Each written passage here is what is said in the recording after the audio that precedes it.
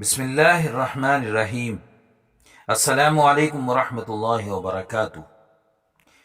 ایسے تھے ہمارے پیارے نبی صلی اللہ علیہ وسلم کا ایک یتیم سے حسن سلوک۔ دوستو، روز عید ہے، صبح کا وقت ہے۔ حضور صلی اللہ علیہ وسلم مسجد نبوی میں فضائل عید کے احکام بیان کر رہے ہیں۔ صحابہ کرام بے حد خوش ہیں کہ آج اللہ رب العزت سے عیدگاہ جا کر خوب تحائف وصول کریں گے۔ احکام و فضائل سننے کے بعد تمام صحابہ کرام اپنے اپنے گھروں کی جانب بڑھے تاکہ غسل کر کے صاف ستھرے کپڑے پہن کر مسجد نبوی میں مقررہ وقت پر آ جائیں اور رحمت للعالمین کی قیادت میں عیدگاہ کا رخ کریں۔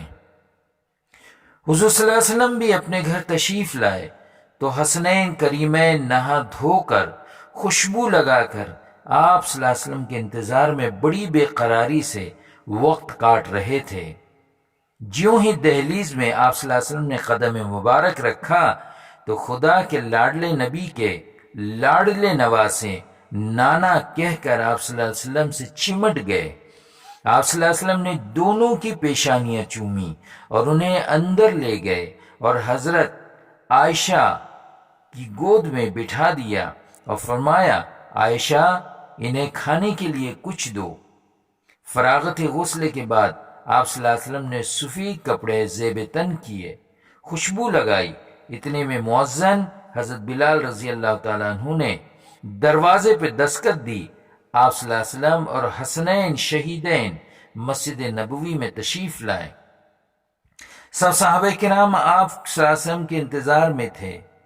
پاک لوگوں کی جماعت ایک پاک باز رہبر کی سرکردگی میں عیدگاہ کی طرف روانہ ہوئی۔ جبریل امین نورانی فرشتوں سمیت بارگاہ نبی صلی اللہ علیہ وسلم میں نیاز حاصل کرنے کے لیے آئے ہوئے تھے۔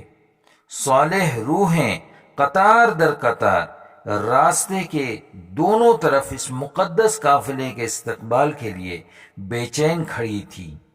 اللہ اکبر، اللہ اکبر، لا الہ الا اللہ، اللہ اکبر، اللہ اکبر وللہ الحمد کی دھیمی آواز میں ورد کرتا ہوا قافلہ آہستہ آہستہ پروقار انداز میں عیدگاہ کی طرف بڑھتا چلا جا رہا تھا۔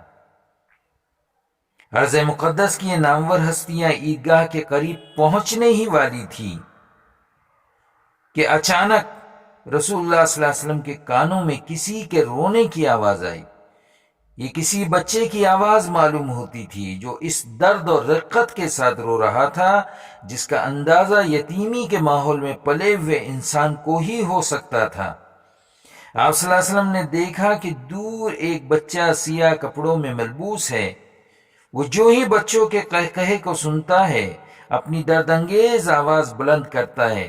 اس عید پر گزرنے والے قہقہوں کو سن کر یہ نہ خیال کرے کوئی کہ آج چونکہ عید ہے اس لیے ہر چھوٹے بڑے سبھی چہرے روشن ہوں گے۔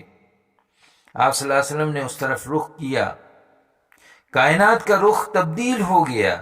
حسن حسین رضی اللہ عنہما اور صحابہ کرام پیچھے تھے۔ آپ صلی اللہ علیہ وسلم بچے کے قریب پہنچے۔ بچہ اتنا بڑا مجمع اپنی طرف آتا دیکھ کر سہم سا گیا اور سسکیاں بھرنے لگا۔ حضور صلی اللہ علیہ وسلم کو اپنا یتیمی کا دور یاد آ گیا۔ فرمایا، بیٹا کیوں رو رہا ہے؟ بچے نے غور سے آپ صلی اللہ علیہ وسلم کی طرف دیکھا۔ اسے پہلی بار احساس ہوا کہ باپ جب اپنے لخت جگر کو بیٹا کہہ کر پکار رہا ہوتا ہے تو اسے کتنا لطف آتا ہے۔ اس نے کہا، میں ایک یتیم ہوں، میرا تو باپ مر چکا ہے، اب بھی دنیا میں کوئی مجھے بیٹا کہہ کر پکارنے والا ہو سکتا ہے؟ اسے محسوس ہوا جیسے وہ رو رو کر بے ہوش ہو گیا ہے اور اس کے باپ کی روح سے ہم کلام ہے۔ بچے کی معصومیت نے بغیر کہے سب کچھ کہہ دیا۔ یتیم پیغمبر علیہ السلام نے یتیم بچے کو اپنے کندھے مبارک پر سوار کیا، اسی کندھے پر جہاں چند منٹ پہلے حسن حسین جیسے ماہ پارے بیٹھے تھے۔ وہاں ایک یتیم لاوارث بےکس معصوم اور میلے کپڑوں میں ملبوس 8 سال کا بچہ بیٹھا اپنی یتیمی پر فخر کر رہا ہے۔ یتیم بچہ کہتا ہے، ابا آپ کون ہیں؟ پیغمبر معظم فرماتے ہیں، میں تمہارا ابا ہوں۔ یتیم کہتا ہے، واقعی آپ میرے ابا ہیں؟ تو پھر آپ کیوں رو رہے ہیں؟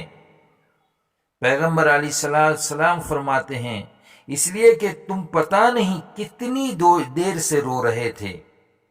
آپ صلی اللہ علیہ وسلم نے اس یتیم بچے کو آگے کرتے ہوئے فرمایا کہ یہ محمد کا پسندیدہ بیٹا ہے۔ ماں عائشہ رضی اللہ تعالی عنہ فرماتی ہیں، اہلا و سہلا و مرحبا یا نبی، کہہ کر بچے کو گود میں لے کر چوم رہی ہیں۔ پیغمبر صلی اللہ علیہ وسلم فرماتے ہیں، اے عائشہ، اس کا کوئی ابا نہیں، محمد اس کے ابا ہیں۔ اس کی کوئی ماں نہیں، تم اس کی ماں ہو۔ اس کا کوئی بھائی نہیں، حسن اور حسین اس کے بھائی ہیں۔ اس کی کوئی بہن نہیں، فاطمہ اس کی بہن ہے۔ اب اٹھو اور اس بچے کو نہلاؤ۔ حضرت عائشہ اور حضور صلی اللہ علیہ وسلم اس کو نہلانے میں مصروف ہو جاتے ہیں۔ اتنے میں حضرت فاطمہ زہرا تشریف لاتی ہیں۔ آپ کھڑے ہو جاتے ہیں اور فرماتے ہیں، بیٹی مجھے یاد ہے تم قاسم اور ابراہیم اپنے بھائیوں کی موت پر روئی تھی، آج اللہ نے ان کے بدلے تمہیں بھائی دے دیا ہے، اور یہ تمہارا چھوٹا بھائی ہے۔ اور اسے نہلا رہے ہیں تاکہ نہا دھو کر صاف ستھرے کپڑے پہن کر ہمارے ساتھ یہ عید پڑھنے کے لیے جائے۔ فاطمہ پانی لینے چلی جاتی ہیں۔ حضور اکرم صلی اللہ علیہ وسلم اپنے دست مبارک سے بچے کے جسم پر لگی میل کچیل اتار رہے ہیں۔ جنت کی عورتوں کی سردار حضرت فاطمہ رضی اللہ عنہا اپنے ہاتھوں سے اپنے بھائی کے معصوم بدن پر پانی ڈال رہی ہیں۔ حسین اپنے کپڑوں میں سے بھائی کے لیے اچھے اچھے جوڑے کا انتخاب کر رہے ہیں۔ گویا گھر کا ہر فرد حقیقی طور پر عید یتیم سے لطف اندوز ہو رہا ہے۔ ایسے تھے دوستو ہمارے پیارے نبی صلی اللہ علیہ وسلم۔ اے آسمان تو نے جھک کر دیکھ لیا، زمین نے اوپر کا منظر بھی دیکھ لیا۔ اے ہوا تو نے اپنی خنکی میں خوشبو بھی محسوس کر لی۔ درختوں تم نے اپنے جھومنے میں مستی بھی دیکھ لی۔ مورخو تم اسے تاریخ کا حصہ بنا لو کہ ہمارے پیغمبر صلی اللہ علیہ وسلم نے یتیم بچے کو اس منصب کا اہل قرار دیا ہے جس منصب کے اہل حسن اور حسین رضی اللہ عنہما تھے۔ اس کے نواسے پیدل چل رہے تھے اور یتیم بچہ کندھے پر سوار تھا، صلی اللہ علیہ وسلم۔